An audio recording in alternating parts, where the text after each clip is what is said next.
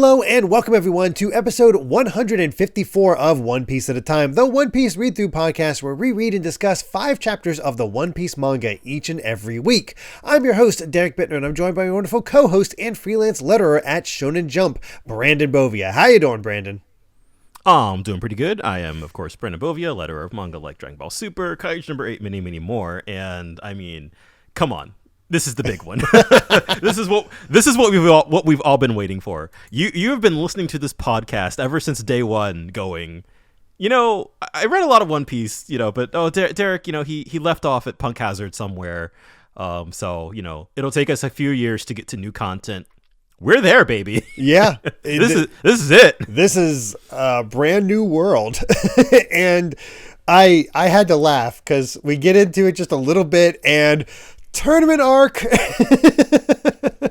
That was something I made note of, just because you have mentioned that multiple times throughout the years of like, yeah, I found it odd that One Piece doesn't have a tournament arc, and I'm just sitting here like, oh, just you wait. It's literally the first thing. That is some major patience on Oda's part to wait 700 chapters for a tournament arc, and. Obviously, tournament arcs get judged against each other quite a bit. There's been a lot out there. It's a shonen staple. Yeah. I think the Dark Tournament of Yu Yu Hakusho is still held up as the best tournament arc, though. Mm-hmm. It's also one of the longest, which is shocking. I've not gone back to Yu Yu Hakusho since the Toonami days, so I'm still really, really blurry on it. And of course, I grew up on things like Yu-Gi-Oh! And, Pokemon and Beyblade and things like that, where, like, tournament arcs are the name of the game. Yeah. Right? And so, like, you kind of, like, as you grow up, I guess you kind of understand, I guess, like, what makes a good one and what makes a bad one. Mm-hmm. And I really feel like, it's one thing to just have, like, endless fighting, but, like, there really does need to be some kind of, like, narrative context to why they're fighting. And I feel like in this, God, we're already getting ahead of ourselves here, but, like, I think... This has the most in common with, like, a Dragon Ball tournament arc. That makes sense. There's no way it's going to reach the level of Yu Yu Hakusho. I can tell you that right now just from seeing this first bit, and that's fine. Yeah. I don't think it's not the focus here. It is certainly a thing to keep Luffy occupied, but also introduce a ton of new characters that may or may not play into the future. Yu Yu Hakusho was that was the focus, and the way it kept it interesting is that from round to round. The people organizing the tournament was trying to make them lose. So it's the odds that they were against every round, how it shifted each time. Strengths they had in one round all of a sudden got turned around and they couldn't use that anymore. They had to find some way to get around that. And that's why that tournament is held up so strongly, because it really was just a slog. Like, you knew you could get through it, but how they would get through it is the tough part, because in a lot of them, let's take the Dragon Ball arcs, you have Goku and you have his opponents. Goku's at least making it to the finale, so final. So how do you make the tournament interesting up until that point? And I do feel that same sort of vibe here with Luffy, although the opponents he's going against in the way, that's what got me like, where is he going with this? Because some of the people that show up here are wild. They definitely are. And as somebody who, like, I can remember pretty plainly, like, how this tournament arc goes. It has some twists and turns. It is not at all going to go how you think it will. Oh, which man. Really just Dressrosa as a whole, That's fair. The only other thing I think I mentioned it before, but the only other time I didn't know it at the time, but in reading the collected volumes, Nejima had a tournament arc. Which you wouldn't think of because it's Nekima, yes. Yeah, it had its tournament arc, and I distinctly remember in its extra content for the volumes how the assistants were all just blown away by the fact that Akamatsu took all the characters that were going to be in it, tossed them in a hat, and literally drew it like that, and then based the story on how those came out. Yes, I've never heard that before or since. Yeah, and as two people on planet Earth who have read that manga, underrated as all heck. Like, that is actually not, again, it's an Akamatsu manga, so it's a little pervy, not age appropriate. No, but like really shockingly good tournament arc. Yeah, it definitely has its peaks and valleys as far as a story overall, but shockingly great.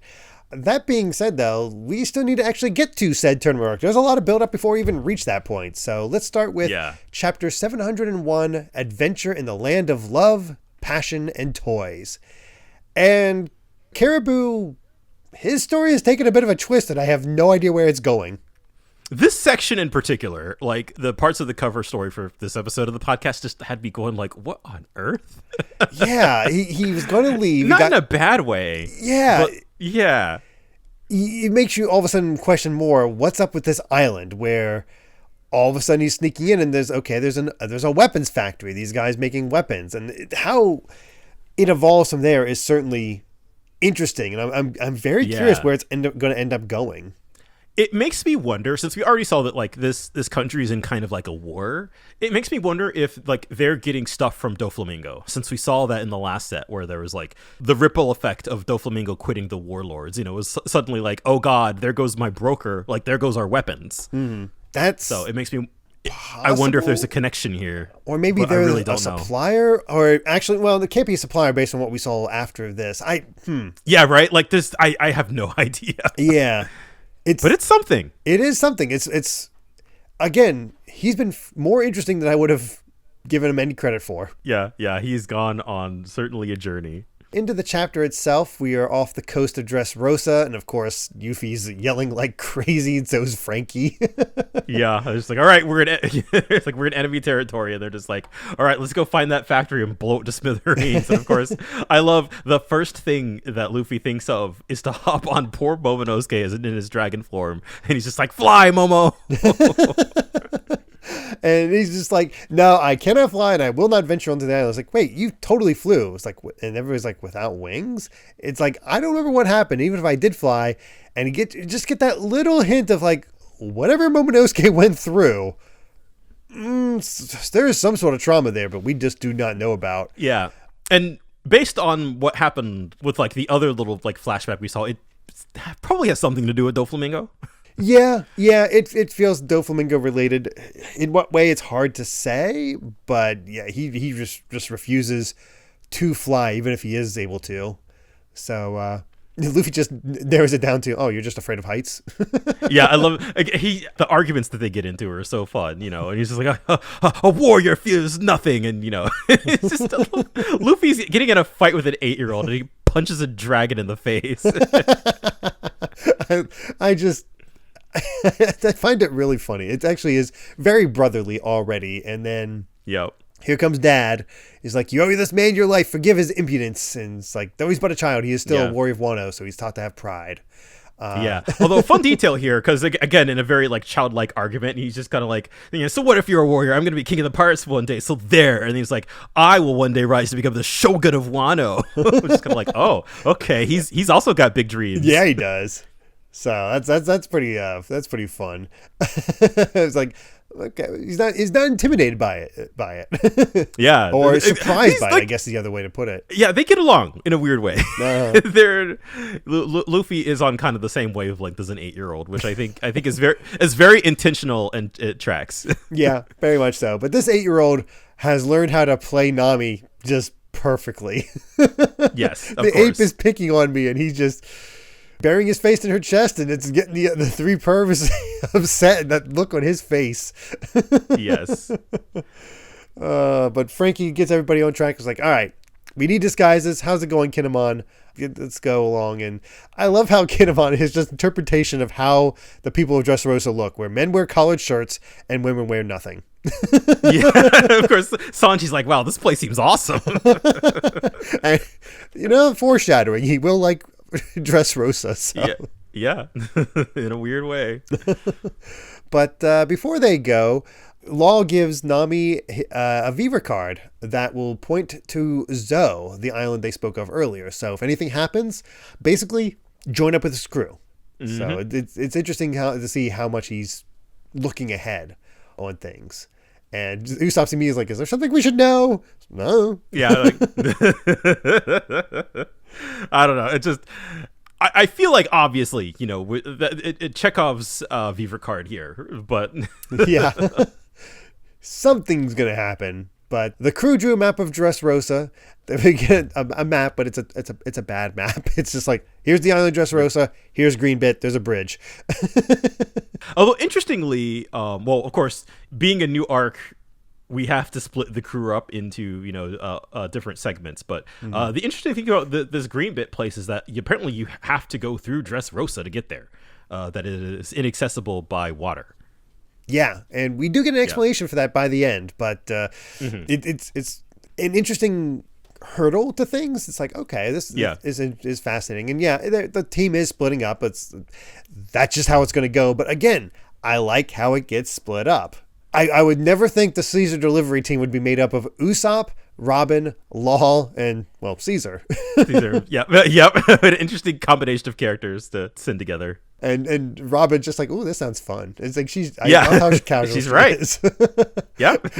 and Caesar's just kind of going along with it too, because he wants to get back to Doflamingo. So. Yeah. Again, the interactions that Caesar kind of has with the crew at this point are honestly genuinely fun. It feels like he's kind of part of the crew in a weird, messed up way. It works in a weird way where we've added on 4 characters and they all kind of work. Yeah, for sure.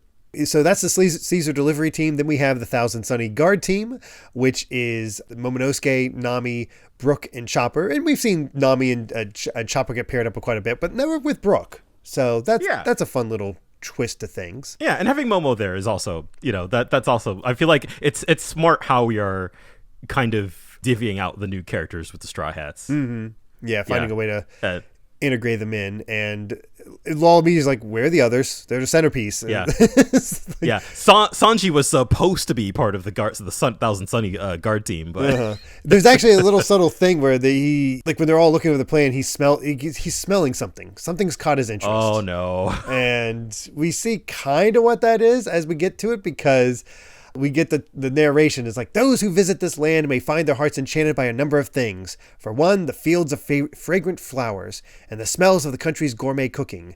And for another, the tireless gyrations of their ladies' passionate dances. Yes, that smell that he was smelling was ladies. It was ladies.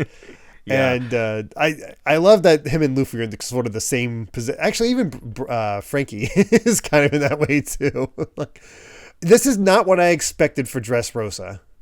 Yes. I didn't know what to expect, but sort of a crazy resort town, and then to add in the next bit, living toys. Yeah, it living toys, and with it's like Spain plus Italy. Yeah, I guess that's a good way to put it. It's a little bit of both. Dolls are running around. We got a soldier who's like getting tied up in strings. It's like very Pinocchio-esque, which immediately makes me like, we talked about how there's like a puppeteer type thing with Doflamingo. It's like, boy, this feels fitting. Oh, it does. Oh, that's good observation. Yeah, just like, as soon as I saw the soldier with the strings, I'm like, this is on point. It makes me wonder if that's how they're sort of moving, or it's the tech. I don't know. It's like, how powerful is Doflamingo if he's causing all this? And I don't know. I mean, there's no explanation for it yet, but my only thought is maybe Doflamingo related, but it seems so out there and we've seen so many crazy characters with the Doflamingo crew that I guess I don't know. The interesting thing to me is that it seems like they're integrated as a part of the society. Again, the narration says, it's the stunning sight of living, breathing toys naturally coexisting with people throughout the city. Yeah, I mean, they do that by showing that there's this woman walking with a soldier, and they have a little baby robot in a stroller. Yeah. Do they procreate with the toys, or maybe she helped build one with him? I don't know. The shocked looks on their face is very appropriate, but yes, I love the factory destruction and samurai rescue team. Oh dear. +1 Sanji. Yeah, +1 Sanji, which honestly I feel like he should be with. I like him being teamed up with Kinemon, just to have that sort of protective bonds there, at least at this outset. But then we also get this other thing going on where, a man's been stabbed. Oh, not again. Not again? Do you have a serial attacker on the loose? It's like, no. The women of this country are so passionate in their romantic travails that if they are cheated on by their lovers, jealousy leads them to stab people. Sanji's gonna die. He's either going to be the most faithful or the most unfaithful. That's the thing with Sanji. Yeah. Like I can see him being incredibly faithful once he's with a woman. Yeah, it's just, I love that. And the prettier Would he be tempted by other women at the same time? I don't know. Ooh, yeah, maybe. I love that they say the prettier they are, the more stabby they get. That is amazing.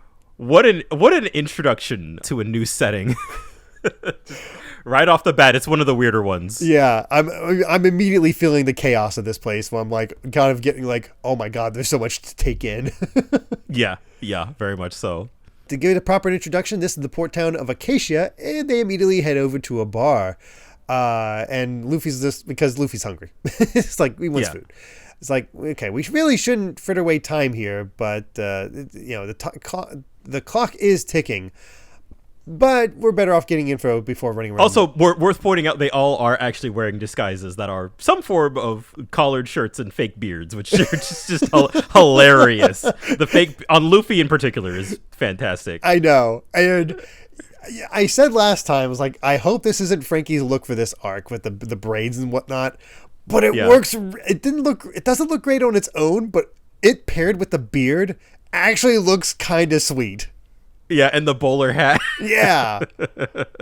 I don't know what it is, but it looks kind of awesome. But yeah, you got these five hanging around, and they're noticing that's like, okay, the guy who was king of this island just abandoned his throne. I figured it'd be chaos by this point, so maybe they haven't heard. It's like, no, that's not true. So Luffy's like, hey, let me ask, and immediately stopped like, no, your face is on the front page. Don't talk to anybody. Yeah, I mean, hey, he's wearing a disguise. It's fine. Yeah, it's all good. The sunglasses too. That's another part about Luffy's disguise. I just love it. They're weirdly good disguises. Yeah. But they get their order where we get this dressed shrimp paella, rose squid ink pasta, gazpacho with fairy pumpkin. We get this whole run through of like fairies. It's like, oh, many still believe in the legends of fairies, or perhaps not. In essence, we have fairies, or perhaps we don't. There are fairies here. We may not, or perhaps not. Yeah, and this is a talking like monkey with symbols, like as their waiter, and he's just like, "You're the most suspicious thing here." It's that just they're in the culture. It is a weird culture, and there it is. It's just how it is. Yep. It's just how it works. But all the while, there's a roulette table that's causing a bunch of noise because of a couple of small-time thugs that are bleeding a blind man dry of his savings, where he's just like, come on, white. And he's like, all right, what turned up? Too bad, it's 29 black, and it's actually 18 white. And let's be white this time. 15 black, and it's 19 white. It's like, I'll bet on black this time. Oh, gee, now it's black. So this guy has incredible luck, but he's getting lied to because he's blind. Yes, and interesting that the people watching are just like, they're a disgrace to the Don Quixote name, so they are connected to Doflamingo. Yeah, and it seems like people have respect for Don Quixote. Mm-hmm. Huh. That's I guess that is interesting that they're even noticing that they're cheating him, but nobody is really kind of brave enough to step up. Although I do also like, because we heard Buffalo talk like a few chapters ago about like, hey, Baby Five, want to lend me some money so I can go gamble? And then here they are just kind of like, oh yeah, we make a killing when Buffalo isn't here. So apparently he's quite a good really gambler. Good. Yeah, exactly. So that's a fun little detail. This blind man decides to just go all in, put everything on in the pot, and the guy who's cheating was like, we like your style. We'll tell you what, we'll raise all of our cash too. Winner takes all. We'll study this like men. Sorry, in that case, white. All right, we're taking black. So what's it gonna be? Which is it? And of course, it lands, and they're getting ready to lie to him. And here comes Luffy. It's white. Telling the truth. He won fair and square. Yeah. Yeah. Of course. Just ridiculously, uncompromisingly honest. Yes. Yeah. It's like immediately everybody's like, "Oh God, do they know who he's messing with?" Oh, there he goes again. And the old blind man's like, "Did I really win? Whoever you are, thank you for your kindness." No problem. I just called it like I saw it. By the way, you look pretty tough, and I like how Luffy's able to notice that. Yeah. And we do find out who this blind man is in this set, but I feel like it immediately calls attention to like he is strangely realistically rendered. Yes, I've noticed that a few times. It's like, man, he is not as emphasizes others. Yes. In those weird ways. Oda's style. These Doflamingo men are like, hey, if he turned up black, the call is black, and if he can't see it, we don't know any better, so get lost. And that's when this blind man is like, step out of the way, friend. We have to send these men to hell. And all of a sudden they get hit. Awesome line. I know, right?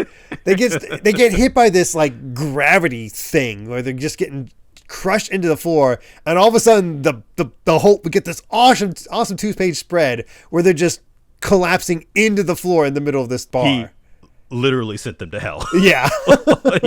he was not kidding. No. Oh, and then I love that last line from him too, where he's like, not having sight is a blessing. The world of men is full of filthy things not worth laying eyes upon. Which also, he's got a little bit of a southern drawl. Oh, okay. Yeah, a little bit there, because that laying instead of laying. Yeah. But I do like the scars. He is a cool look for a blind It's a great design. Yeah.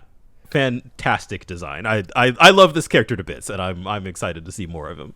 Yeah, he immediately captures your attention because I love the trope of cool blind dudes. the blind samurai is such a movie trope, you know. Mm-hmm. Oh goodness, we do have an SBS. Apparently, people got really into the mystery of Andre and Condre. Okay, where somebody actually found Condre, is like, yep, there he is, and somebody realized, like, oh, wait a second, that was the also famous singer Yosui Inoue's original stage name from his debut over 40 years ago, right? He even had an afro at the time. And Jesus Christ, I know. And Oda's like, that's right, I took the rhyming name from that same place, but as a matter of fact, I had no idea that it was referring to him. I just heard the name on TV once years ago. It says your age is 56, so I guess that would explain it. By the way, I originally named Andre after the wrestler Andre the Giant because I thought they looked alike. Basically, I just make up names on the spot. Incredible. Yeah. I feel like we're about to see a lot of that. I feel, yeah, he's just like tossing out names. Yep.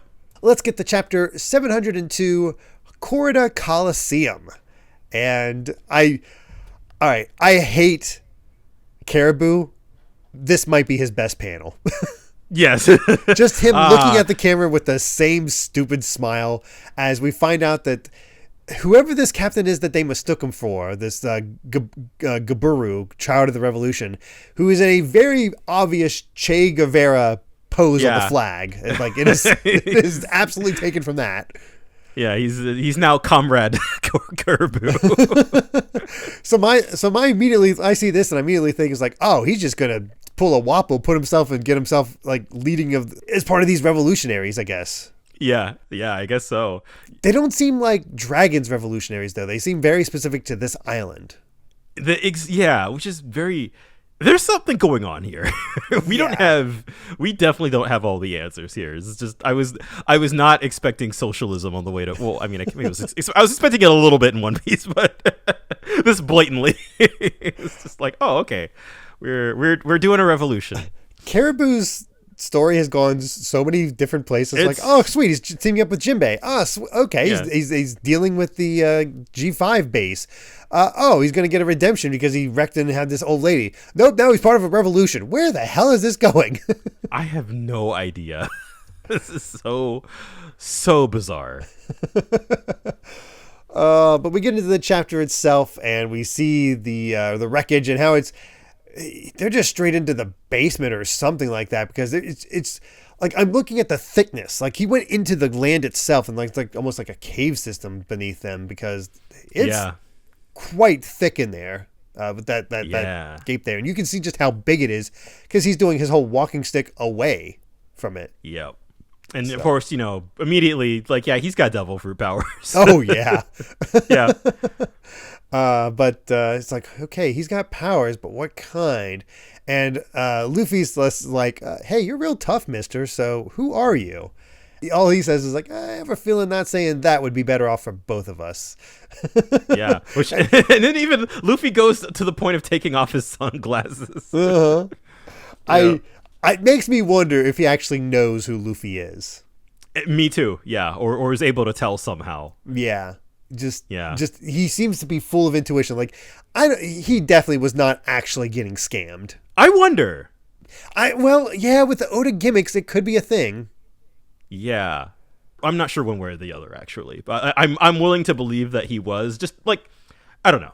He's so serious from this point on that it's hard to tell. Yeah, for sure. But he was also, I don't know, he the vibe at his introduction was very, I don't know, kind of genuinely sweet, right? Like I feel like if he knew, and maybe he does know who Luffy is, that he just sort of like thanked him, and knowing what we were about to find out about this character, that he didn't kind of really do anything. Then that his sort of takeaway from this interaction is like, let's just both like go on our separate ways, right? Like let's pretend that this didn't happen. He might have noticed some character from Luffy from that interaction, so it'll be interesting. But after all of that, people start noticing, my bag's gone, my watch is gone, my wallet's gone, my jacket's been stolen. Vanished in broad daylight. Must have been during the blast. So the old man was a pickpocket or something. And that's when Zoro notices he's missing one. Shusui was stolen. Yeah, the treasure of Wano. Which immediately gets Kinemon upset. Yeah, and apparently this is just a thing that the Dressrosa's got fairies, man, and they steal stuff. What are you gonna do? It's like, yeah, you just have to let it go. It's like, yo, then we got to get that back. It's like, there's National Treasure One. Oh no, it's my sword. Oh, just so we're on the same page, I will one day duel you, that I might return Shusui to the Wano where it belongs. And Zora's just like, yeah, I'll defend my right to own it.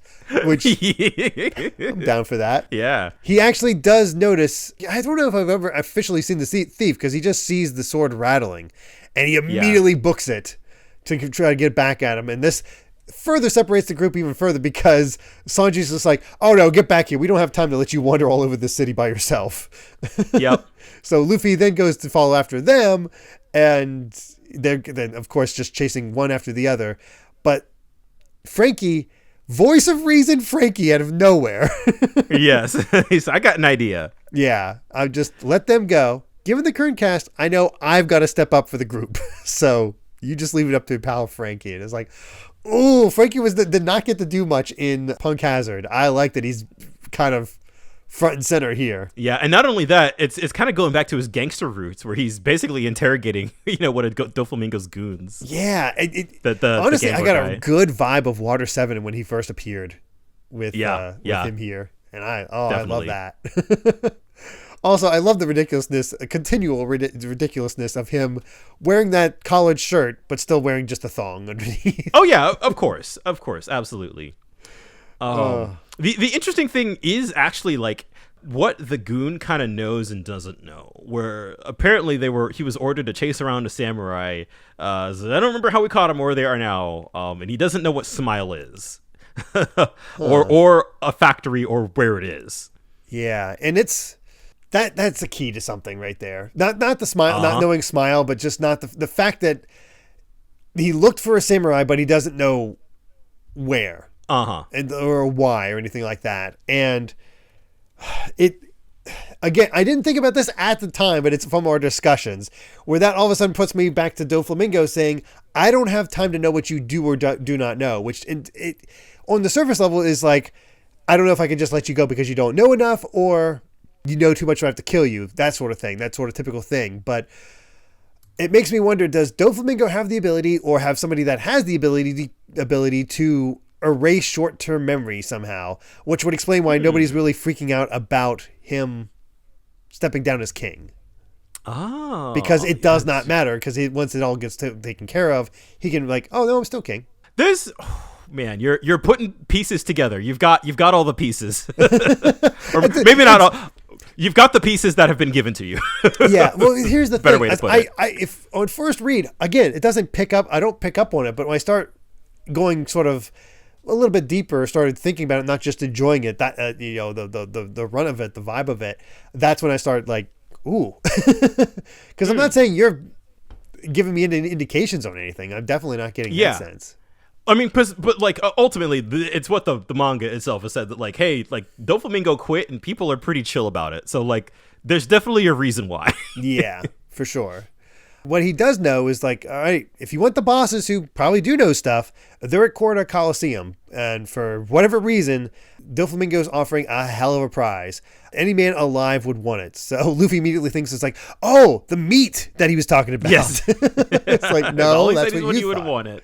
Yeah. But we go to the Coliseum. And man, again, just here's your Italy Rome sense. vibes. Yeah, just we're in Rome, baby. Kids are trying to get in, and there's like they want to watch. It's like no, this is violence. So this toy soldier shoots at him, I think, with a pop gun to scare him off, which is both like scary and hilarious.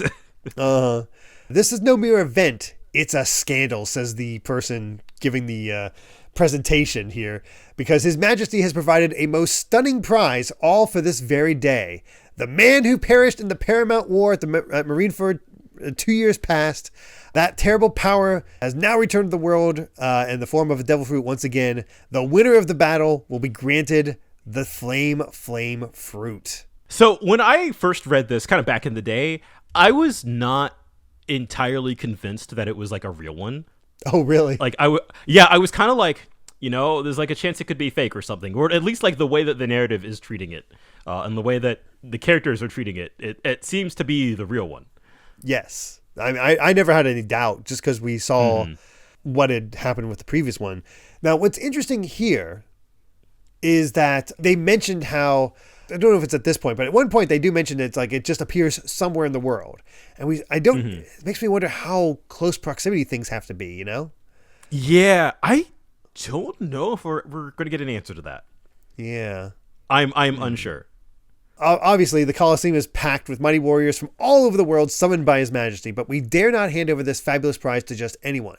If they seek the most valuable of rewards, they must earn it. The Guardians are not our ordinary gladiators. Today, defending today's prize from the Don Quixote family, a new character, Senor Pink, who's dressed like a baby. Yep, got sunglasses on. He's surrounded by women. Or at least got one on his arm. Has a bonnet and a pacifier. Yeah. He's a grown man dressed like a baby. Yep. Dellinger, who just sort of looks like a kind of standard kid with a horned hat. We'll see what his whole deal is when we see a full body shot of him. I see the sort of giraffe print, but I just assumed that was a shirt at first. But who knows what this? Yeah. Doflamingo's crew is wild. It is very wild. Lao G, which I believe was the old man playing with the old woman at back in the time, and then we get finally the name of the guy was in the like swimsuit, who apparently always wears that swimsuit. Machweiss. Yeah, Machweiss. It might be Mach. I was trying to. I made a note to myself to look up pronunciations for a lot of these characters. I think it might be Machweiss. I don't remember. Okay. He was one that I forgot to look up. And then finally, the guy we met last time at the end, the hero and champion of the Coliseum, Mr. Diamante. Yeah. And that's interesting. We have these 5 defensive, they're not part of the tournament, it seems. They're just, kind of they are a part of the tournament. I don't fully understand this, but it seems like they're like, it's almost like Street Fighter where you made it through the regular people and now you have to go through the bosses. Yeah, I actually that is an aspect of the tournament that I don't quite remember either. Is if they are kind of like saved for the end, or if they're kind of scattered throughout the bracket. Yeah, I could see them because as we'll learn later, it's not the same type of tournament that we see from like Dragon Ball. Yeah, there is a bit of a twist to it, but everybody's cheering. They're ready to see some blood. Our blind man is already here. Yeah, watching this. He's watching, watching a quote unquote. Yeah, and this is when I really noticed that he has like the harder, like more realistic design to him. I didn't quite know what to make of it. It was like, man, it went realistic on that one. But you know how I questioned last time was like, I don't know if Luffy would be lured by the flame fruit. Yeah, and I don't know if he would have. In general, if he had cared, if it was just like, do you want this or not? It being offered up as a tournament prize like this feels more like actual bait for Luffy. Yeah. Not just as opposed to just like, want it. Right. Like it would be another thing if like Doflamingo just like had it and was like, all right, if you want it, come and get it, come fight me. But the fact that now it is at the risk of falling into the hands of any one of these goobers, right? Like, I feel like that does kind of add a level of like, I don't want that. Yeah. Which we'll see more of in the next chapter. But let's get to that with chapter 703, Waiting Room. And we get a color spread for this one. It's sort of a limited cast here where we don't have everybody around. But I do love Nami being upset about her clothes getting drenched, so she's pinching the lip of the great white that's trying to attack their ship. Yeah, she's not afraid. No, but it's also like fan service as well. It's like that. That is like almost the most fan service. Yeah, definitely. I do love Chopper just in tears with a little plank of wood trying to get a little stabby. I was like, I'll defend myself, and then just Brooke acting as a clothesline. Yeah. Yeah, I do. It does make me wonder why like this isn't like a full Straw Hats spread. I don't know. I'm guessing it's just because finding ways to fit them all in when it's so close up and dynamic. It is just at least a little bit unusual. So I was not sure about that. I don't know. It's you don't see that too often. No, definitely not. Usually if that happens, there'll be like another one soon after with the other group doing their own thing, which could still be the case. So it's hard to tell. But yeah, let's get into the chapter itself. And this is when we sort of get that breakdown I talked about and I jumped the gun on, where people say it's impossible for the same devil fruit to exist twice at one time. But if the owner of the fruit's power dies, that fruit will reappear somewhere else in the world. Doflamingo tracked it down. That's wild that he saw Ace die, and his first reaction was like, "Oh, I got an idea."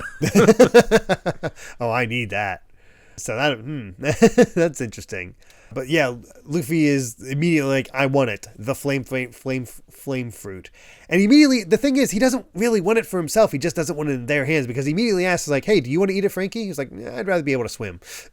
Yeah. So it's not that he doesn't want it for himself to hold on so nobody can have it. He just doesn't want them to have it. Yeah, he wants his crew to have it, which I think is fair. It's a memento of him. And, it could be a trap, but I like this. As Frankie thinks about it, it's like, no, it definitely could be a trap, but I will say this one thing. If this is your chance, don't miss it. So he encourages Luffy for this. Don't want you to regret anything. In either case, we got business at the Coliseum, so let's go. Which, well, man, how quickly things have just turned into utter chaos, right? Like, the crew split up. Luffy is about to get locked into a tournament. But Frankie's still on task. He is still getting info. So it doesn't feel completely off the rails yet. At least with him. All the others, yes. Yes. Like, amazingly, him and Luffy are kind of the most on task. Yep. Because Zoro is still chasing after the fairy that stole Shusui. And, he's just like, where'd it go? I need to find it. And that's when Sanji notices something because he's still chasing after him, trying to keep him on task. And that's when he notices in the distance a dancer, Violet, who is just doing a flamenco dance and just has all the attention. And, they're saying she's the finest dancer in the world. That immediately gets his attention. And all Zoro says is, the women here are stab happy, remember. You'll bleed out on the street. I'm okay with that. Yeah, and she winks at him. It's just like, oh, it's over. Yeah. Yep. Poor Sanji. And that's just long enough for Zoro to disappear. Yep. Yeah, and I love that Sanji's like, actually, it's the perfect opportunity to leave him behind on this island. I did all I could. Nobody could fault me for that. Nope. And he starts seeing all the couples in this area. He's like, oh, if only Nami or Robin would fall madly in love with me. All of a sudden he gets asked, like, excuse me, are you the man who looked into my eyes earlier? And all of a sudden here's Violet, who just grabs his hands like, hurry, embrace me. What? And then some soldiers run by. He's like, okay, I know she went out the back door into Lover's Lane. She can't have gone far. So don't let her escape town. It's like, oh, I think they're gone. You can let go now. And it shows Sanji's face. Here's the nosebleed back, which isn't as ridiculous as before. But you know what? In a lot of ways, I get it. This is the most female contact Sanji has ever had in this series. And even for a romantic like him, like here, even though Violet is using him just like to hide, right? Yeah. But even that is sort of like, it feels almost like a reverse like Baby 5. It's like, oh, she needs me. I'm in. Yes. That's why I want to see those two meet up. I'm so happy Baby 5's still around that it could possibly happen. I want to see that interaction so badly. But yeah, this, like, again, it's a ridiculous amount of blood for the nosebleed gag. The poor disguise is ruined. Yeah, it's definitely tainted. And she is, of course, like, oh, are you okay? Did my head hit your nose? it's not so bad. And she, of course, she like, oh, you poor thing. And she gets in close and he can't take it. This is the most interest any woman has ever put into him. Yes. And of course, she's just like, oh, I've stabbed a man. That's those policemen were chasing me. Like, our romance would sour. She's just like, don't fall in love with me, basically. You can't get involved. He's like, wait, it's true that women here are so passionate that they stab men? Okay. That's okay. Yeah. I honestly, the Sanji gags here really, like, I think paired with somebody who is very like honest and upfront about kind of like who they are, and then Sanji's just like, yeah, I'm in, I'm fine, yeah, this is great. I'm down. I'm totally down, especially when she says like, no, you can't indulge this wicked woman, I mightn't fall in love with you. That just like, yep, he's done for. Yep. But I do love the hook of this. Is like, okay, would you do me the favor of escorting me to the next town over? When we get there, there's a man I need you to kill. Which, all right. Oh, boy. Oh, what? So now, I love this. Because we were talking about, like, at the end of Punk Hazard, it was like, oh, man, we're getting into Dressrosa, and we already have, like, 4 different plot threads kind of building into it. And now, just with the, like, Luffy's team alone, we've been separated into like 3 more subplots. Yes, we have the sword chase subplot, we have the Violet subplot, and we have the Coliseum subplot. Yeah. And we don't even know where Kinemon is right now. No. It feels like every character has something to do. And that's why I don't mind the split ups, because they find a way to keep things interesting. Because it's very rare that they split up this much this quickly. Mm-hmm. Mm-hmm. Yeah, we're getting into little 1 to 2 character groups. Oh, goodness. But the Coliseum is huge, and it's even getting Frankie excited that he almost wants to join.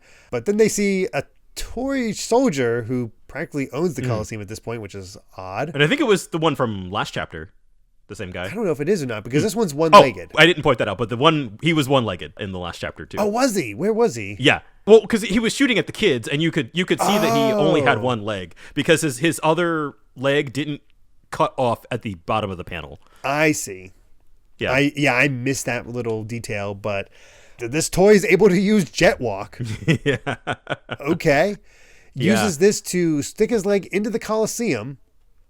And the law is police and Navy are forbidden from entering. You have no right to uphold the law even within the Coliseum, even if you know a criminal is inside. So only the special laws enacted by the Don Quixote family hold water within these walls. So if you do anything, you'll be thrown in jail. It's like, how the hell did Doflamingo pull that off? Yeah, right. Well, I mean, I guess if he's the king, man, what he say here goes. I guess that's the really wild part, because I feel like we're seeing again this. Dressrosa feels a little bit like what if Crocodile won, Yeah. Like here we have a warlord, so like he has complete impunity when it comes to the Navy. They can't really touch him, and like he's able to kind of set the laws and the rules of this kingdom, which is just like I feel like we're now seeing like this is what happens when a warlord is able to, like, this is the logical kind of endpoint almost of like what would happen if a warlord kind of got to rule a country. Yeah. Oh man, it's interesting for sure. But this toy soldier jumps down and he offers to carry Luffy's belongings, thinking he's an elderly man. Oh yeah, so the disguise works, and then he just like it's like, oh, you're funny, you find me funny, and then he's just like toppling around, just being all silly. Yeah, it has his gimmick where he's like, they find him funny, and oh, you must be dead serious at heart. Serious never. The toys exist to put smiles on others. You'll never meet a more serious toy in your life. It's like, oh no, he's actually mad. Yeah. But yeah, entries for the general population are closing soon. So if anyone's going to enter, they're all, saying as if anyone's going to enter, they're all chicken. It's like people aren't believing that anybody's actually going to put up with this or try to do this. And Luffy immediately calls out, like, oh, look, hey, I'm entering. And they're like, what? This old man. Again, I love that the disguise works. Yeah, they all buy it. I don't know if it's here or not. It's around this point, around him being in the waiting room and all this. I think Luffy might, especially with the beard, might be slightly designed after Master Roshi. Oh my god, I can see it. It's the beard and the sunglasses. Yes, he's kind of Jackie Chun. Yeah, 100%. Oh my god, yeah, you're totally right. Frankie immediately warns him, is like, I'm assuming this is a battle show, but I want you to stick to one rule. Fight all you like, but don't give away your identity. Got it. Name, please. Aloof, what did I just tell you? He smacks him.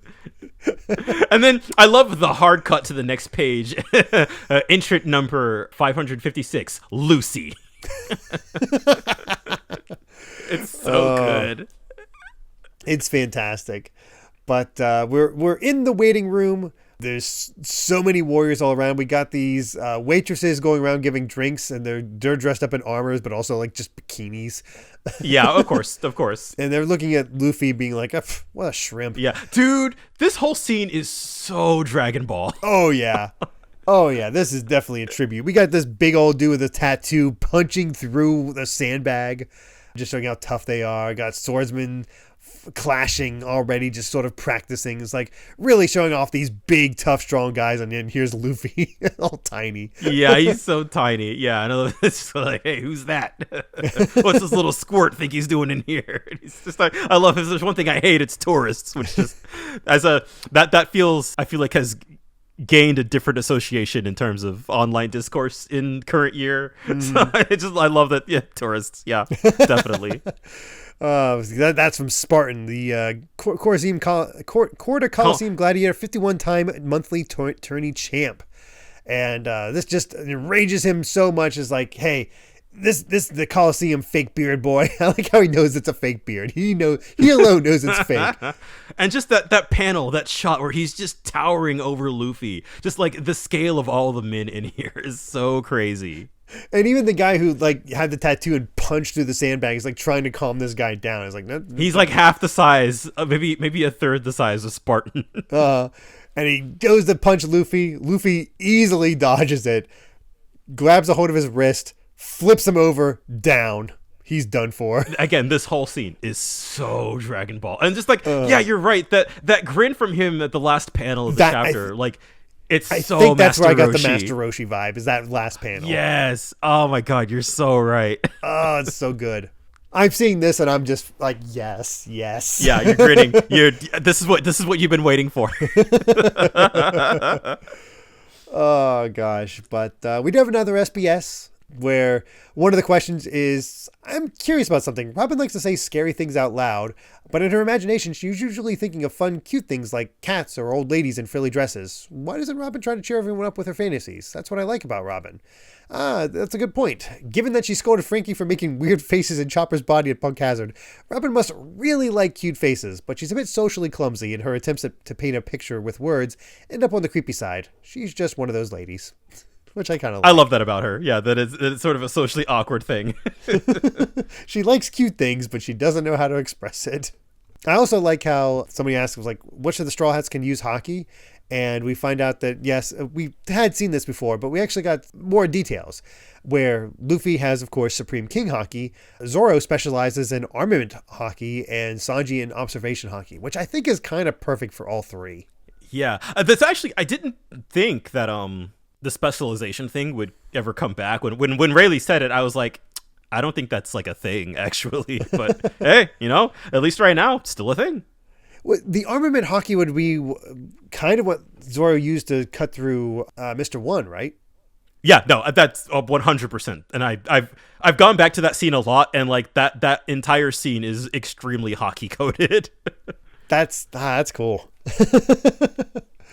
Oh, goodness. All right. Let's get to chapter 704, Lucy and the Statue of Kyros.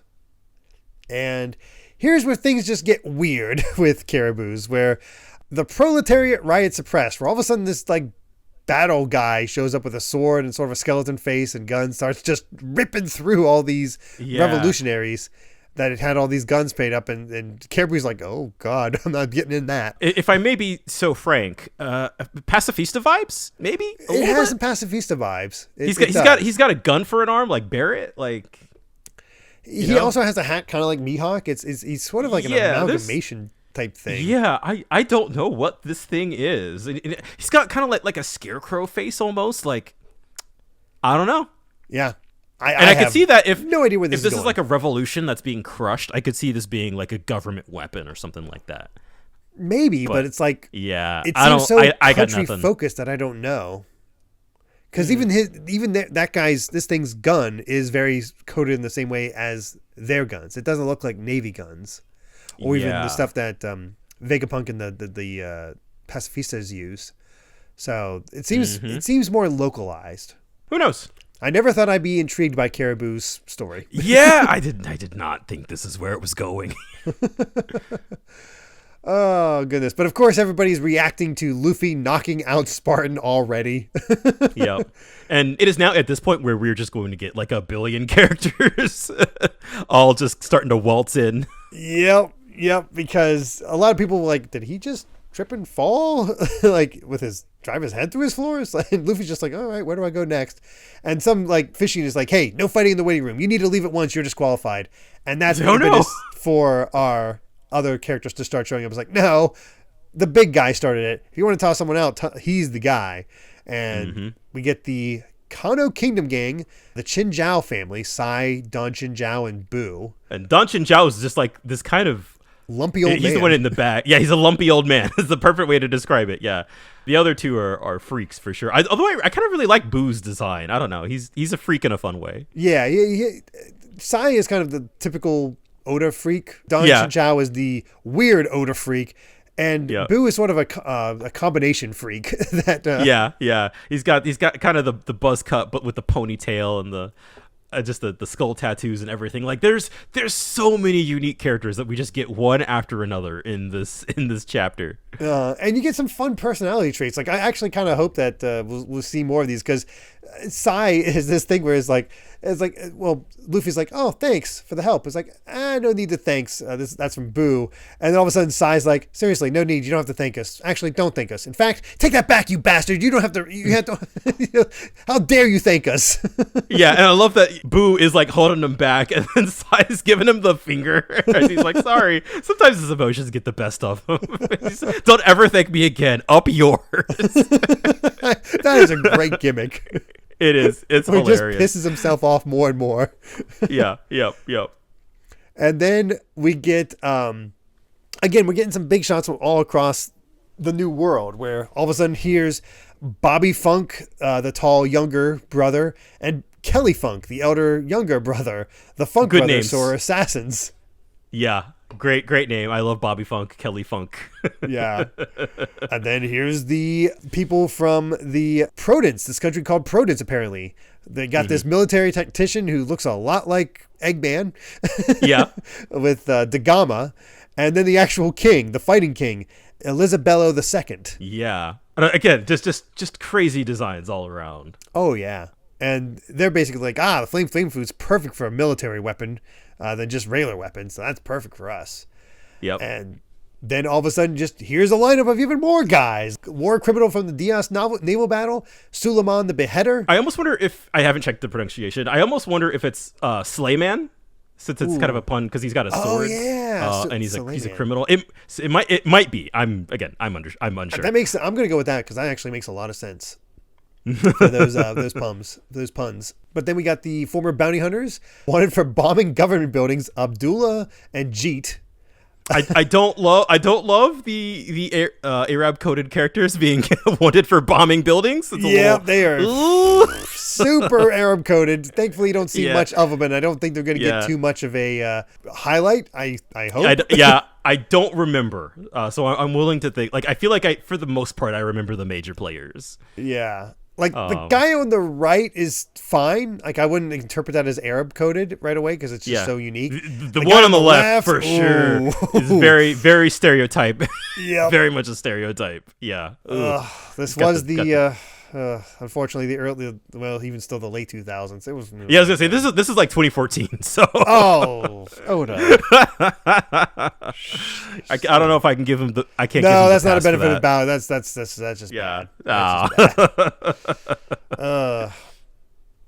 Let's move on. We got the Adventurer of Lies, or Lumbus the Savage Surmounter, which I love that it's the Adventurer of Lies, and he's named after Columbus. Yeah.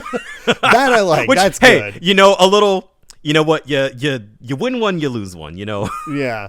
And then this one blew my mind. From the Don Quixote family's own recommendation, the 100 million pirate himself, Bellamy the Hyena. Never thought we'd see Bellamy again. And he's shown crushing some guy's head. Right. And he has this scar now, probably from the whole thing with Doflamingo back then. Yeah. And the fact that he's only up to 100 million is also kind of funny. Oof. Some people peak in high school, Yeah. But then there's also, apparently this guy named Pirate Noble Cavendish is here, and the Mad Rookie Bartolomeo from a year ago are taking part. Yeah, Bartolomeo. So there's a ton of big names here, apparently. And this is how we get to something a little bit different for the tournament, because the first round's a battle royale. Only the survivors will have the opportunity to advance. It's block A, B, C, and D. And out of the 550 combatants, only 4 will move past this round. And that's because it used to be, for Dragon Ball, it's a top 16. Or a top 8, I forget which. And they had these sort of preliminary rounds set up beforehand. No, we're getting down to 4, which makes me think of the whole boss thing. It's a question of, do they have to fight each other, then fight the bosses, or each one paired up against a different boss, and then those winners face each other? Yeah. I'm actually really curious to find out, because I genuinely don't know. Yeah. I have no idea, but we find out that Luffy's in Block C, so that's he's not going to get to see all the fighters before he goes on. So that's an interesting choice. This military tactician that's been doing all these introductions that looks like Eggman is just basically like, hey, the day the flame fruit changes hands, the world gets a little less stable. So that is an interesting line of dialogue. May the best man win. So that's when Luffy gets the Coliseum armory, where he can use anything here. Just ranged weapons are forbidden. And he's just like, oh, armor, helmets, a half-naked fighter dude statue. I want that. He's such a kid in a candy store in the scene. It's just adorable. And then I love just on the next page, he just got everything. And honestly, it's a really cool look. With the beard, it works so much better than if he didn't have the beard. Yeah, definitely. It's honestly pretty sweet. Yeah, I love it. It's a shame, what was supposed to, he has to take it off later, but yeah. But all of a sudden, the lady officials start passing out. The shock is too much for them. And that's when we heard about this Cavendish. Well, here he is. Here's Cavendish. And that's when he's comes in and saying, it's like, hey, you, Lucy, the weight limit, there's a weight limit to the armor you can wear. Of course, none of it will help you. The flame flute will be mine. Only I am suited for such a beautiful power. And we got this just the Oda version of a, what's the term? Just pretty boy. Yeah. I guess he's a bit of an ikemen. I definitely thought of the oh no, he's hot. I mean, he is a very handsome, drawn character. It's like what if Duval actually looked pretty. Exactly. Like this is Duval, but the bit works. 280 million berries, though. Yeah, so he's more than just bark. He is. But I also like how his gimmick is, even though he's so beautiful, he kind of gets ignored, especially by Luffy, where it's like another official's like, hey, you're over the weight limit. He's like, oh. It's like, I told you that. I literally just told you that. Yep. It's like, oh, is that why everyone's almost naked, like the statue? Well, this is a show. The audience wants to see blood. The Coliseum strips man down to his barest, truest essence. Who wants to see a protracted duel with sword and armor? We gladiators are nothing more than an exhibition. The blood of the loser is the only thing that excites the crowd. He basically is like, I saw you take down giant dude before, so who are you? And Luffy's immediately like, I'm Luffy. I'm the man who's become the king of the pirates. And immediately gets everybody's attention. Like, what? Yeah. And then again, the close up. And then they say his name where it's Lucy. It's just Lucy. Learn to pronounce stuff, you jerk. We almost thought actual Straw Hat Luffy was here. I love that. That can't be him. I heard the real Luffy's 20 feet tall. And Cavendish is immediately like, if you were the real Straw Hat Luffy, I'd have killed you just now. because I came to the New World 3 years ago. I was front page news day after day. Women worldwide hung up my wanted poster on their bedroom walls. They were just talking about me. There goes the huge star. But what should happen 1 year later? The Paramount War with Whitebeard that ruined everything. A steady new stream of faces popped up and took on the mantle of the worst generations, capturing the public's imagination. And so they all paid attention to them, not me. He's petty. Yeah, he just wants attention. He really, yeah, and it's so funny because again, like he has the sparkles, he just has that goofy smile, and he's just like, he's just, oh, the first step is winning this 30 season, the flame fruit. Once that happens, and Luffy just, completely ignores him. Just all right. It's like, you won't be able to ignore me like you're doing right now. Oh, that's so good. Yeah, I like that guy's gimmicks, but Luffy gets a good look at this statue. This is Kyros. And everybody's like, whoo, because some lady shows up, is like, oh, you're interested in him. And it's like, whoo, she is scrumptious. She's hot. And this is Rebecca, another new character. Yep. But she thanks Luffy because she's always hated Spartan. Yeah. We do get some really interesting lore, though, about this hero statue, who apparently he's the greatest gladiator who had ever fought in Corrida Coliseum. 3,000 battles and never lost, only suffered a single blow. And he was fighting here just 20 years ago, yet nobody remembers him.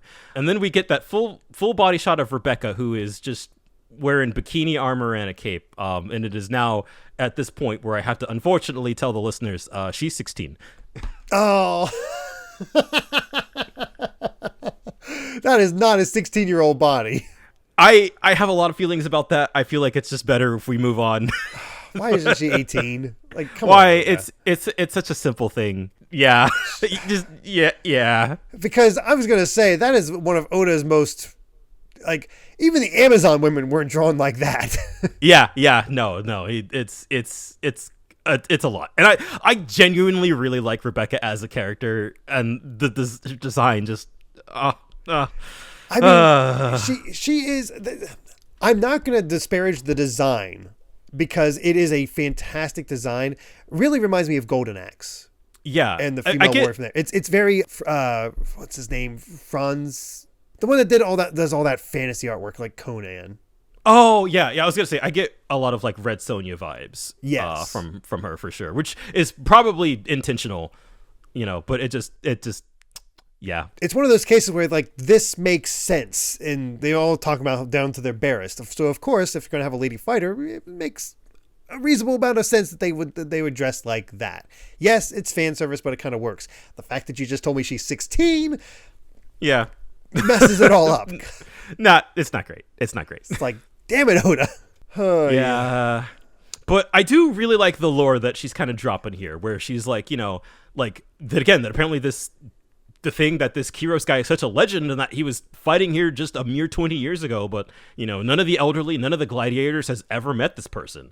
Like, it's the most serious statue in all of Dressrosa. Like, was he even real? Like, was he a figment of the imagination? Like, how long has the statue even been here? And so all they really know is just was written on the placard. So yeah, it's definitely memory loss stuff that we've been talking about before. Is like, something's up there. Something's up there. God, I like Rebecca so much. It sucks that she's 16, because I like that she's so serious. She doesn't have those freakouts or anything like that. At least not yet. But she doesn't feel like she'd be a character that would do those freakouts. She's just, it's such a simple interaction, but I like, Luffy's just like, I don't get it, but I like the statue. He looks manly, and she just has a little pause and just goes, I do too. I like this character a lot. And I think she's genuinely sweet, and I think you're going to like her, but yeah. But it's very interesting here, because today will be my final battle in the Coliseum. I'll gain the flame powers and take down Doflamingo. And Luffy's like, what? And it's like, she's immediately asks, what block you in? And C. Good, I'm in D. Hopefully we're both alive after the first round, Lucy. We don't have to fight. So that's good. But all the meanwhile, as they're talking, the block A is already done in a matter of moments, where the victor is Mr. Store, who's just wearing a bag over his head that just says Happy Store with some eye holes poked out. And the mystery man removed his mask. Yeah. oh, Nintendo was on the ball, or they just have fine taste. But yeah, everybody's taken out. It looks like a real bloodbath. And turns out the Mr. Store is freaking Jesus Burgess. Yeah, so now... from Blackbeard's crew. We have Bellamy, and now we have Burgess. It's a giant reunion. Yeah, seriously. It's just... And even, like, Luffy recognizes him. He's the champion guy. And it makes sense that you would have a wrestler. Like, of course he would be in the tournament.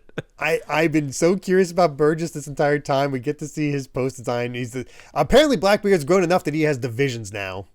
Oh, so, yeah. That's also a good point. That's certainly new. He's certainly grown. And it's interesting that unless he's structured it like Whitebeard, where all the division captains are pretty much equal, it makes me question the strength of Burgess in relation to everybody else, but also puts that as like immediately raises the stakes where you see, you have Goku going through sort of chumps before he, he's like, oh, these guys might put up a bit of a fight before, getting to the real final fight. Putting Burgess in there, I don't know where this is going, especially because you got Burgess and you got Rebecca all of a sudden. Like those seem like the two primary, well, obviously for that one, but Rebecca seems like the kind of shoe-in for D. At least I hope so at this point. Yeah. Because we've gotten introduced to a lot of these characters, but I think it's just sort of emphasizing how all these people are all from all over the world and how much the flame fruit is valued. Yeah. And now we have somebody who definitely we don't want to get the flame fruit. Yeah. Oh my God.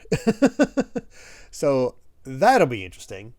Either way, though, we do have an SBS before we move on to our final chapter for the set, where somebody's asked, did the one who drew the map for Dressrosa, was that Beppo? He's like, oh, good time, good job seeing that, because you see the paw print from the paint. So there you go. Beppo can make bad maps. Yeah, but apparently he's the navigator for the Heart Pirates, so that's cool. Really funny. I can't wait to learn more about Beppo. What is he all about? Yeah. But also some interesting fan service here that we've just not seen, where shirtless Law. Oh, yeah. Oh, dude, the fan art. Like, I'm sorry. Like the Doujins write themselves with Law's tattoo. Like, come on. Oh yeah, I do like that he actually has a heart on his chest for the Heart Pirates and all that stuff, because the other symbol didn't quite make sense, but man, it's fascinating. Yep. All right, final chapter for the set, 705, Maynard the Pursuer, and we get a look at this machine thing that took out the revolutionaries. Got this man in a beard who's holding up the flaming flag, and then the two kind of bots, one that looks kind of like a chef in the background, and then one that looks like a scarecrow that we talked about in the last one. And that's how we end it. We don't even see Caribou in this shot. Usually he's been hanging out in his mud form in the foreground, but nothing. Yeah, he's just skedaddle. Man, where did things go? I have no idea on this one. It feels like it could go on for a little bit longer thanks to all this. It could also feels like it could stop anytime now. So yeah, who knows? Not a clue. But we get in there and everybody's cheering for Burgess, and how do you tell that time has passed for him? Big bushy beard. Oh yeah, of course. See, I kind of forgot that he didn't have the beard. I think the beard is new. I want to say it's new. Yeah. I might be wrong. I think it is now that you've mentioned it.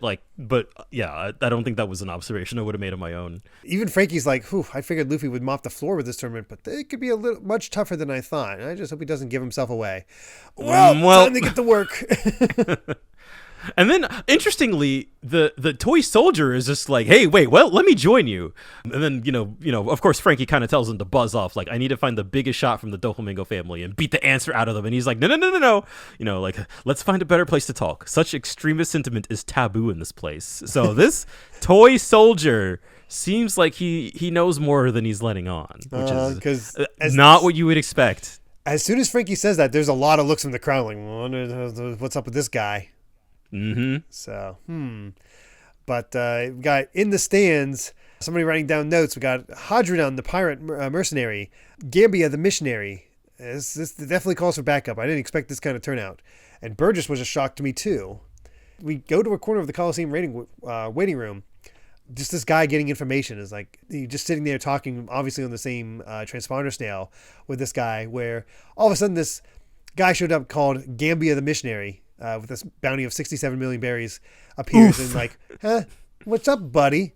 What you doing? Well, and I love that he's got nunchucks in his boxers. I didn't even notice that. That's wow. Yeah. I noticed more the cross on his chest and the sort of tiger leopard print on his arms. This guy's kinky. Yeah, he is. He's basically like, who you talking to? Or you talking to yourself? Maybe. I don't know. And then we go to the bathroom trash dump and just washing hands, going out, see a bloody body, and it's like, apologize for the delay, nothing to worry about. I mentioned Gambia the Missionary earlier, the one working for Bartolomeo. You can cross that name off. I had the wrong guy, and he's just in the trash, bloodied. Yep. I love it. We find out that this is Gladiator number 429, Catman. He's a Naval HQ Vice Admiral, Maynard the Pursuer. Yeah. We've got Navy men in here. We got Burgess in here. This setup is where it gets really interesting for the tournament as far as it really feels like we've got a lot going on here. And then we cut back to the blind man in the stands where he's just like, all right, time to leave. I've heard many familiar faces. Mm-hmm. So we continue through that as this blind man exits. So here's your coat. And what arrangements should we made? Let's have about 3 battleships sent. As for us, let's head for, what was it? Greenbet. Yes, there. Also, call extra men. We don't want people getting hurt. And that's when we get the reveal. This is a new admiral, Fujitora. Yes. Original name, Isho.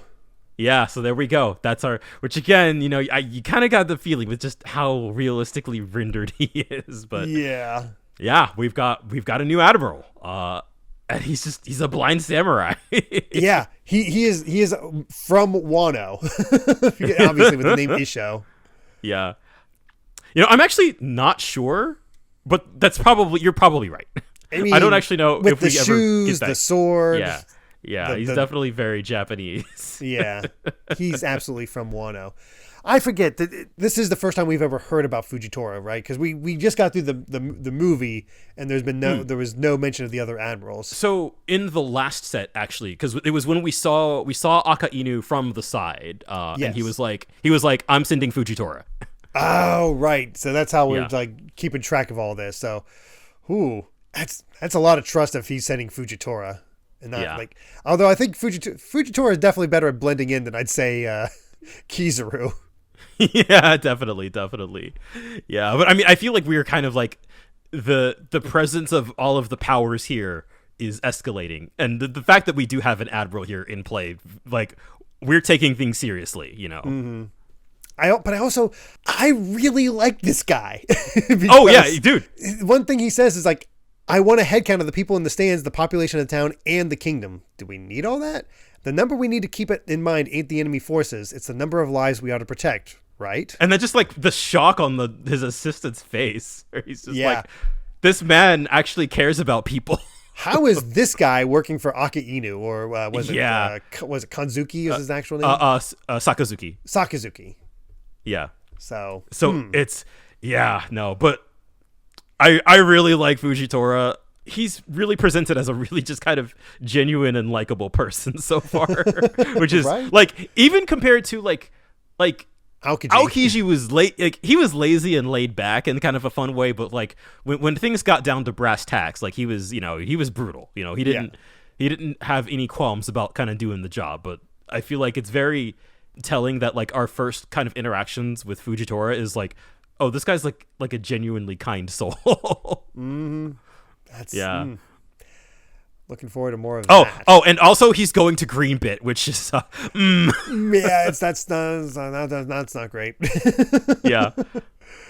But hey, it's finally time to check in on all the others, where we're at the Caesar handoff team in a northeastern cafe, and they're basically like asking about how to get the Greenbit, and they're basically like, hey, I wouldn't recommend it. You researchers or explorers, it ain't important enough to risk your lives, so I wouldn't go there if I was you. Also, just as an aside, I love Caesar's mustache. Caesar's mustache The fact that they have his coat covered up to hide the chains. Yeah. And I called him a mustache twirling villain so often in Punk Hazard, and here he's got the curly mustache, and Law's got one too. I adore it. I love how Usopp's the only one that doesn't have a mustache. I mean, because he already had, kind of Scrubble. Yeah. Meanwhile, Robin's going for the flapper look. It seems. Yeah. I don't know. She looks very French. Yeah. It's not a bad fit for her. Oh, definitely not. But yeah, she's basically like, hey, the bridge looks rather sturdy. It's like, oh yeah, it's wrought iron. But look at the entrance. As you can see, no one uses it anymore. The problem is Greenbit's surrounded by packs of fighting fish that have settled in the area. People used to go back and forth before they came here, but that was over 2 centuries ago. Fighting fish? What? Yeah. Oh, they're real nasty fish with big horns. If they get near your ship, it's just a matter of time before it gets capsized. So they reinforced the bridge with iron, but it didn't help. Oh my God. That's how tough these things are. That they could take down an entire bridge. Yeah, and I love that the last thing the guy says is like, only somebody who went across the bridge would know what state it's in. And I don't know no one who ever came back, so he's just like, well, rip. And I love that it's both Usopp and Caesar who are just like, no. No, I don't want to do this. Let's back out. And then freaking Law's like, just no changes. They're too far along to whine about this. It's more concerning is the state of the country because their king quit, but they're carrying on like nothing's changed. So it's completely outside of my expectations. And Usopp's just like, are you sure this is safe? But then I like this little bit here where Robin just turned to Robin, who's hiding her face, and just like, shh. And I love how the difference is between this interaction with Water 7. How much she's grown from this point. Because yeah, you're right. What happened before, especially because I think she was I don't know if she was with Usopp or not. I think it was with Chopper. Might have been Chopper. Yes, I think you're right. It was Chopper. CP0.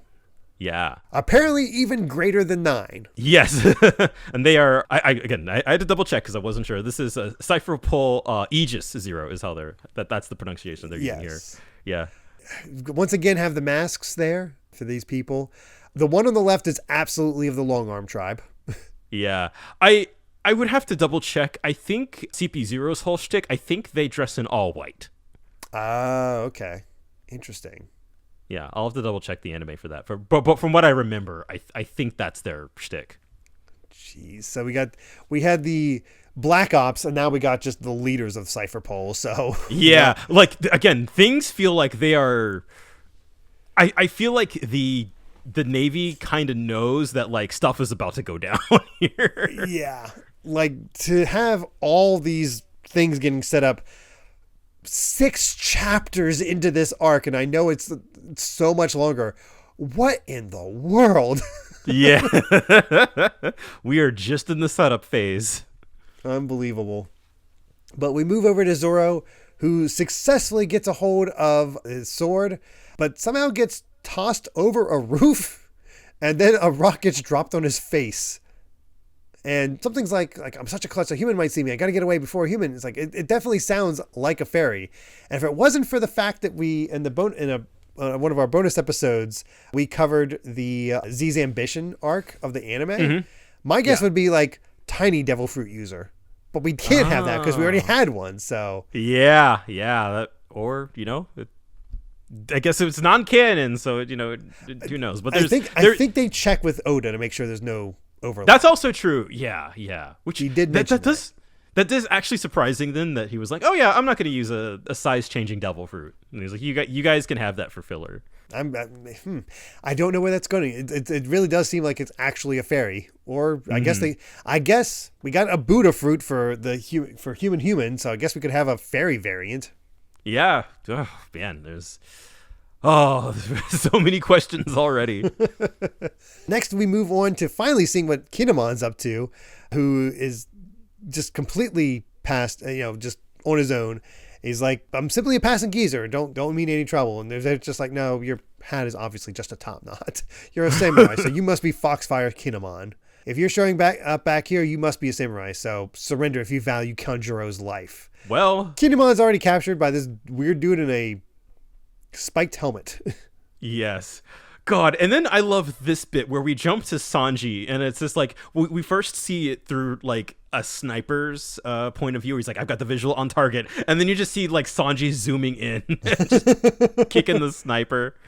I didn't realize what that was at first. I thought it was the sniper was zooming in, but no, it was Sanji going towards him and kick him in the face. Yeah, just that goofy little thumbs up he does, or he's just been protecting poor Violet from all his snipers. You know what's interesting? That sniper is dressed as the same way as these guys that just captured Kinemon. Yeah, you're right. So I must be working for Doflamingo then, I assume. I guess, or something to that degree. But then why do they want to? Well, it's hard to tell. You don't know whether they're aiming at Sanji or Violet. I'm gonna have to just guess Violet. True. Yeah. Which makes me wonder if, like, the man that she wants Sanji to kill must be connected to Doflamingo somehow. Maybe. I have no idea if this is the case or anything like that. We already have something similar with Ivankov and them being able to inject hormones into themselves to change their sex. Yeah. What if there's a devil fruit that allows you to change your sex, and that's Conjuro? Actually, Violet's actually Conjuro. Oh, it's like that'd be one way to just mess with Sanji, especially after being on the island. I don't think it'll go that way, but because that's the whole thing with Sanji, right? Is that like he can never get what he wants. So there's obviously going to be a twist to whatever is going on here. And I don't know. I feel like the fact that she's holding on, saying "I'm my hero" is like she is playing him in some way. Yeah, I don't know. That Sanji's living it up. Mm-hmm. You know who else is living it up? Yep. Back at the Thousand Sunny Guard team, Momonosuke, who is getting Chopper to be his poison taster, testing for the Shogun's food for poison by tasting just a little bit rather than the whole thing. Yes, he's got for the servant Chopperemon. And then he has his maid Onami. Yes, he's just taking a little nap on Nami's, on her lap. As she fans him, is like, how do you feel, my lord? Very comfortable. I'm quite pleased. I see. I'm glad to hear it. Like the fact that she's going with this, and then all of a sudden here's Brooke also in her lap. Just knocks him away. See, again, you can get away with it when you're 8. Yes. Yep. Not when you're a 70-year-old man, skeleton man. Yes. I love this. I thought we were having a lap pillow party. I was like, no, we're playing Shogun. Playing Shogun? And Chopper, I like how Chopper does this sort of thing. It's like when Momo's left to himself, he starts to look really depressed. He won't tell us what's wrong, but I think he's got deep mental scars for such a young kid. Yeah, so, you can tell that he's been through a lot. And then Brooke is like, oh, I see, how dreadful. Then he's just, Momo's like, hey, Bonkichi, I wish for you to provide entertainment. And he's, no, thank you. I only take orders from Luffy. And Chopper smacks him. He's just, like, you got to do it. Processed nothing. They sing and dance, and they're all hanging out. And all of a sudden, they start hearing this crashing coming from the men's bathroom. Or bedroom, and so something saying, "Oh dearie, dearie me, this won't do at all." So someone's gotten on the ship. Yep, and of course, we have all of the scaredy cats minus Usopp are left for their own defenses. I love that. I love that Chopper's got a gun. I know. That is the most adorable thing. At least with push comes to shove. I mean, I feel like Brooke is capable. For sure. So. For sure. He's just wacky because he gets scared by things, even though he's a skeleton. Yeah, he can't die. He's all right. We go back to the Corrida Coliseum, and the Black Bead County gladiators are going in, and they're looking for Catman and Bartolomeo. And all of a sudden, here comes Bartolomeo in shadow. We see him in shadow. Yep, he's got like kind of a fur coat, Yeah, a bit of a crown almost. Have we heard of Bartolomeo before? It sounds familiar, but I can't place it. No, this is a new character. Okay, brand new character. But they're heading towards the Block B to start soon. And then we just get a question. Have you seen a fellow named Catman around? Nope. And that's when we see Vice Admiral in the trash beaten up. Not even a factor. Beaten up by this Bartolomeo. That's what you get for messing with his crew. Yeah. Man, that's a hook. Yeah, right. Oh, so I can't wait for next week. We have this wild thing for A block. We have this wild thing for B block. Yeah, and then we've got Luffy in C and Rebecca in D, and things are just. I wonder where Bellamy is. Honestly, I think Bellamy's going to be in C. That would make the most sense. He'll I just had this feeling he'll be in C. Oh goodness! But let's do the SBS real quick before we give our thoughts, just because I want to get to that. But yep. Could you make shaved ice out of alkali? Yes, but then you're eating alkali and you could turn back and possess your body. So probably don't want to do that. Then we got these weird father troubles. That's like, what is? I even noticed, like, what is going on? Bumming me out. Hearing so many pathetic dad letters. Yeah. Very, very odd. But then there's also the question of, odd. What is it about men and lap pillows? That seems like a Japanese thing, because I never heard of that. Yeah, I don't know what's going on there. Nope. I am sold. I am in. Yep, I knew you would be in. I knew you would be in, man. Oh, I'm so ready to read the next set. It's just like, what is going to happen next with this tournament? Like, it's only set up for 4 characters, but it's like Oda, in his proclivity of just adding tons and tons and tons of characters, who's going to be the character? Who's actually the important character here? Yeah, and I feel like we have gotten a whole lot, but I feel like we are starting to see which one of them. You get the feeling like okay, Cavendish has got some speaking lines and he's got beef, so he's probably going to stick around for a bit. Rebecca's definitely important. Clearly, we've got this Bartolomeo guy in Shadow. Like, there's definitely a build up happening there to him. Still, though, God, it really feels like we got through maybe like 15 to 20 new named characters this set, and it's bonkers. We got a new Admiral, for God's sakes, like who seems to have gravity powers of some kind, and it's just, oh my goodness, oh boy, yeah, it's a lot, and I have and like no idea where it's going to go. I don't even know. Who knows if we'll even be at the end of the blocks by next time, because we are gradually moving ahead all the others. Like there's intrigue with every single one of the other groups. Yeah. And we haven't even heard hide nor hair of Doflamingo this entire set, which is very interesting. Mm-hmm. Yeah. Man. I have no idea.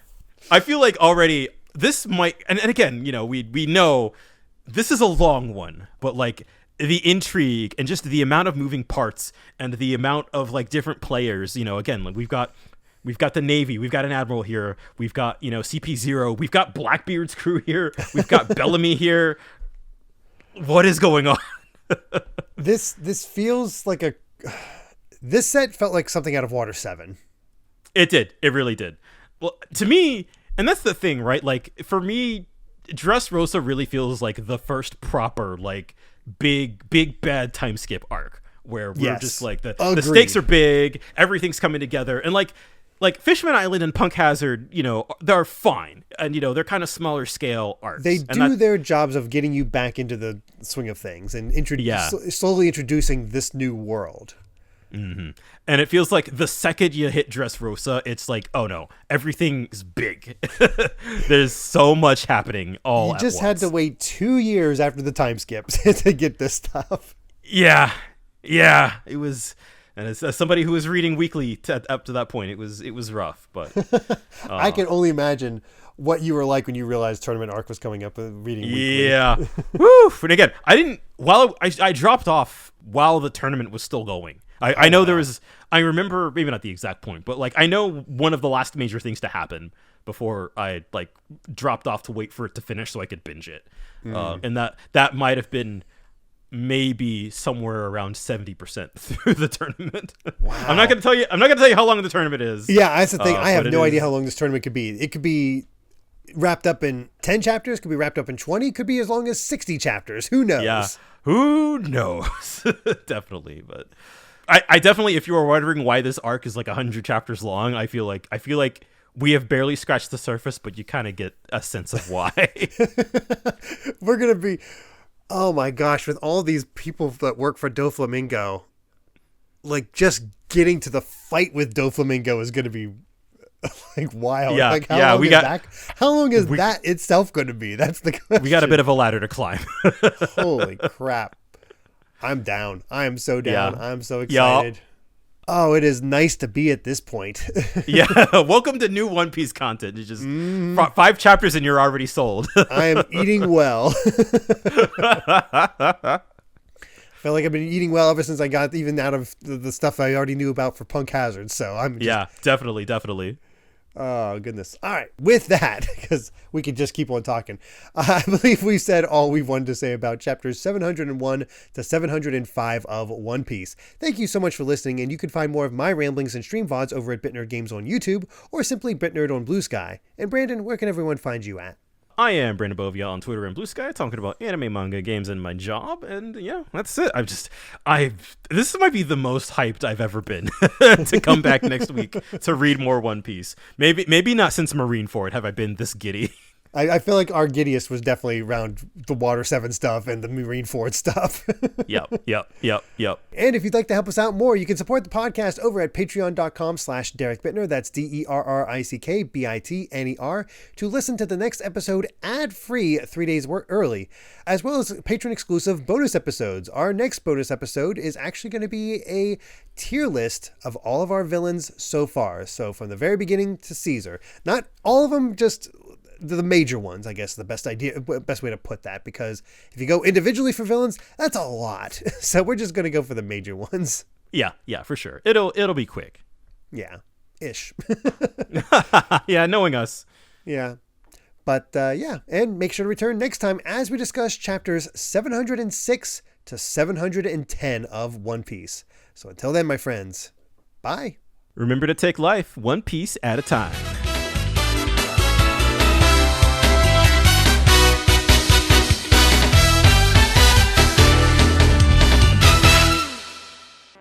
Pulling my leg when you said I won? Oh, you made off like a thief. Sir, I don't know who you are or where you came from, but thank you for acting as my eyes.